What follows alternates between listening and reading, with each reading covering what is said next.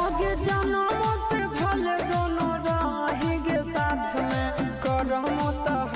तो विधात के हाथ में। कन्हैया से मिल जाते हमारा तो मंगल तियल कान के है याद सोना,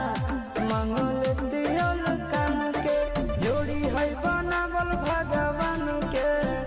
दोस्त